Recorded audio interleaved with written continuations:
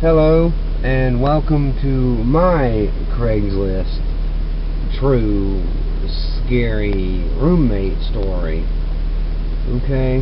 And you have to forgive me if this video is a little bit wacky because I'm not reading from a script. I'm basically telling you from my memory, and I remember it pretty well. And it wasn't too long ago, so here we go. It was back in about 2010, okay? I was living in Norfolk, Virginia at the time. I was working as a painter. I owned and operated my own business, and I needed help. I needed to hire another painter, so I put out an ad on Craigslist, and I went through, the typical thing. Went through a couple of people. Everybody says they can paint, blah blah blah, and you get them to work, and they can't. But then there was this one guy. His name was Joseph. He responded to the ad, and he met me out on the job site the next day, and he was a darn good painter. He had long hair, wore glasses, seemed pretty normal, seemed pretty cool. He seemed like a pretty cool guy, really like somebody I could hang out with. So anyway, after working with him for the day, I asked him if he'd come back tomorrow, and he said yeah. And then he told me he had a little bit of an issue, and that was that he was new in town and needed a place to stay. And so, being the guy that I am, trusting, and I had a big apartment at the time. It was like an 1,800 square foot apartment. It was huge. I told him that he could, if he wanted to stay with me and everything worked out, he could stay with me and pay a little bit of rent and just live there for the time until he got his act together and got his own place. And he was like, alright, cool, that's perfect, man. And he was just like, great, that's awesome.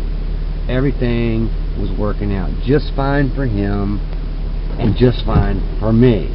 Okay? Now, we'll make a long story short. Some time had gone by. Things had been going great, normal. But now Joseph kind of started to call in sick a little bit to work. Really, he just walked into the living room and told me he wasn't going to be able to work. He didn't really have to call me because we lived together. But so here and there he started missing work, and for no real apparent reason. He didn't say he was sick. He just said that he couldn't make it today. Straight up, I can't make it today. Which was kind of bizarre for a guy who was living with me, working for me, and all he had was a bicycle at the time because his car broke down, a couple weeks before. So I'm like, that's weird. The guy's calling in sick and he lives with me, and I'd come home and basically he just sat around the house all day doing nothing, smoking weed, and I guess playing video games and surfing the internet and blah blah blah, whatever you do. And he proceeded to make this a habit of staying home, eating all my food. He was slowly becoming like your atypical bad roommate. He didn't clean up. He started to get to where he didn't really pay his portion of the rent, which was very cheap. I only charged him like, I don't know, 1/5 of what I paid to rent the place. So anyway, fast forward a little bit longer. He kept doing the calling in sick thing and leaving work early, and I kept finding weird things around my apartment. I find like a Ziploc bag with a couple of carrots in it with some kind of liquid. I found those in the bathroom. God only knows what those were used for. I don't know. You can speculate whatever you want, but I just found it to be an odd place to find a couple of carrots with some strange syrupy liquid in the bag in the bathroom. And other strange things here and there. I also noticed that anytime I came near him and he was on the internet, he would shut the screen down, or sometimes he'd just reach down and pop the computer off, the power. But anyway, the long story short, one day I come home from work and there's police in front of my apartment building. And I'm like, oh damn, he must have got caught smoking weed on the deck or something. But anyway, so I go in, and my front door's closed, but the girl that lives right next to me, well, she's standing in the doorway talking to the police, and she's crying, and she's all freaked out. And so I'm about to head into my apartment, like, you know, mind my own business, and the cop asked me if my name was such and such, and I'm like, yeah. And he asked if he could talk to me for a few minutes, and I said, yeah, sure, what's going on? And it's when he proceeded to tell me that the girl next door witnessed my roommate on the back deck of my apartment that was adjacent to one another. You could see each other's deck from your deck. Anyway, she witnessed this guy, Joseph, kill my cats. Both of my cats.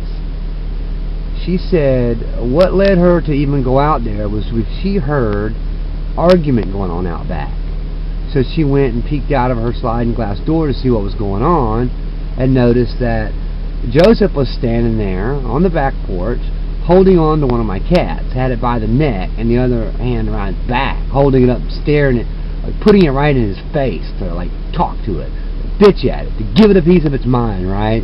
But anyway, she then said that he proceeded with both hands to choke my cat, and he choked my cat to death, the first one, okay? And then she goes and gets her cordless phone, and she's calling 911, and actually reports him doing the same exact thing to my other cat. While she's reporting him to 911, he's choking my other cat to death, bitching at it, saying something along the lines like, you're not getting my money, you've already taken my wife, blah blah blah, and he killed my cats. But anyway, so the police did their report. He was gone. He took off. I don't know how he took off, because his bike and everything was there. He left everything he owned, and Lord, let me tell you, he had some effed up stuff he left behind in my apartment, from the content on his computers to things I found under his mattress. It's really bizarre, as bizarre as you can imagine. But anyway, again, to make a long story short, I went to look in on this guy, look into a little bit about this guy's background, and I come to find out that he was actually on the run for beating his own father half to death with a crowbar down in Charlotte, North Carolina, because he is a paranoid schizophrenic and he doesn't take his medication, and he accused his father of stealing his wife and $20 million from him and beat him nearly to death with a crowbar.